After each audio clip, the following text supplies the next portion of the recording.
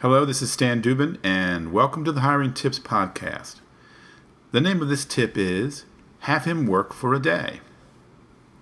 You've read over his resume, you've interviewed him twice, you like what you see, but you're still not sure. You don't want to invest several weeks training only to find it didn't work out. He could leave, you could fire him. One idea that has been found successful is to have him work for a full day, or maybe even several days. Give him a fairly quick understanding of what's needed and get him rolling. Now you'll see, with your own eyeballs, how he responds to various work situations. You'll see how he interacts with staff and with your customers. He'll most likely be on his best behavior, but it should give you more of an idea of what he'll look like in your workplace.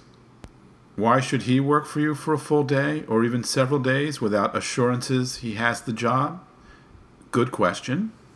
Here's another question. Why should you train him for several weeks and pay him only to find out it just didn't work? He could go back out and hit the streets looking for another job, or he could take that same time and work in your company and let you see some of his personal and professional skills. If he says yes to this proposition, that alone tells you something about his character. If he says no, well, that tells you something too.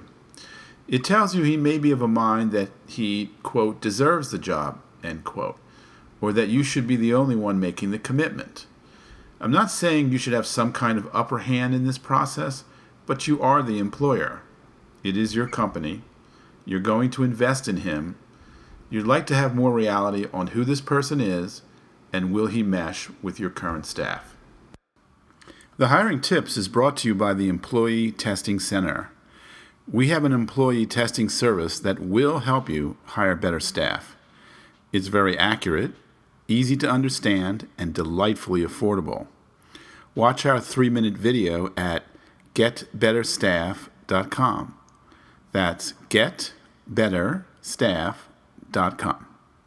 Our podcast does not represent legal advice. Employment law can vary from state to state.